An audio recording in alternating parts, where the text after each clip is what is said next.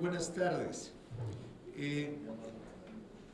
Distintas organizaciones de profesionistas, académicos y el Observatorio Ciudadano de la Energía, cuando nos dimos cuenta a través de la Gaceta del Senado que había el Ejecutivo Federal finalmente presentado los tratados que había estado negociando a principios de año, es decir, en el mes de enero con Estados Unidos y Cuba, pensamos que íbamos a tener acceso, como cualquier ciudadano, a tratados que no son cualquier cosa.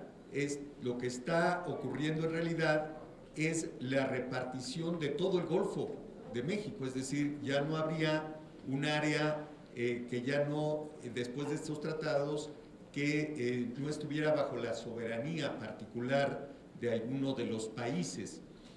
Y nos dimos a la tarea de buscar la información y nos dimos cuenta que esta información pues no está a la vista.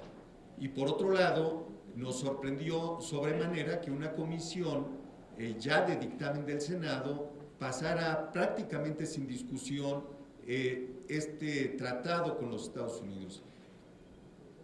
¿Quién ha tenido información sobre qué parte de estos 20,000 kilómetros le corresponderán a México? ¿Dónde está esa información? ¿Qué porcentaje va a quedar en los Estados Unidos? ¿Qué porcentaje va a quedar en Cuba? Esta información no está a la vista. ¿Dónde está la información de la magnitud, por lo menos estimada, y el tipo de recursos naturales que está dentro de esa área? No está la información.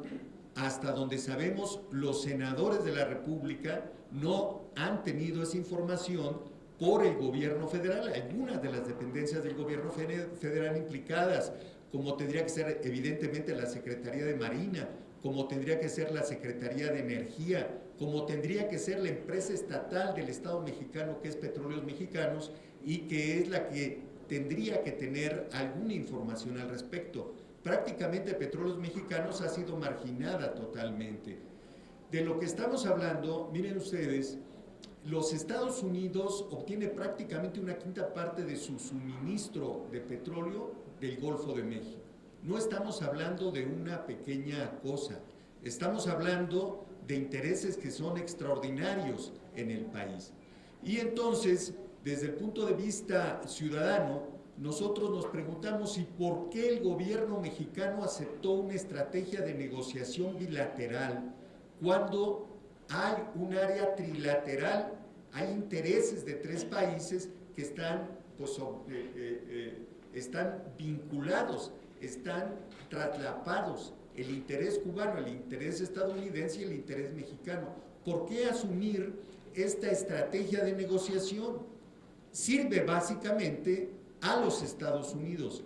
Esta posibilidad de negociar la zona oriental se abrió en el momento en que Obama empezó a normalizar la relación con Cuba, pero sin embargo la posición del gobierno estadounidense ha ido cambiando, como todos ustedes saben. Hay un antecedente. El antecedente es el Tratado de Límites que México establece con los Estados Unidos en 1978 y que el Congreso de los Estados Unidos, el Senado, mantiene congelado durante 20 años. Durante 20 años.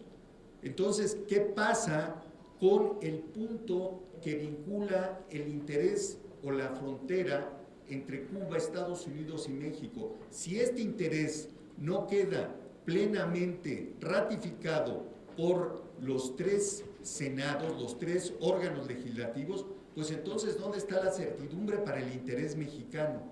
¿Dónde queda la certidumbre? No habría certidumbre. ¿Qué quiere decir que no hubiera certidumbre? Bueno, pues el interés económico, porque además los tratados que envió el Ejecutivo tienen que ver, como fue el tratado del año 2000 para negociar la zona occidental, tiene que ver fundamentalmente con un recurso, que es el recurso de hidrocarburos de México y Estados Unidos.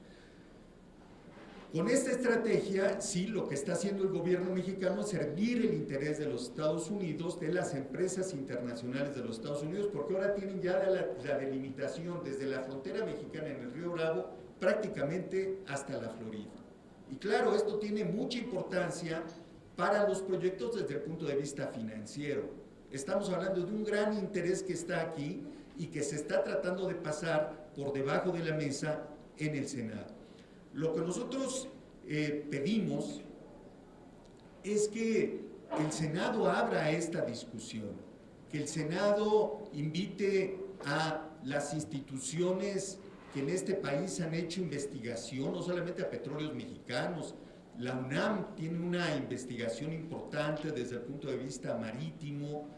Hay organizaciones de la sociedad mexicana que tienen que participar en este proceso.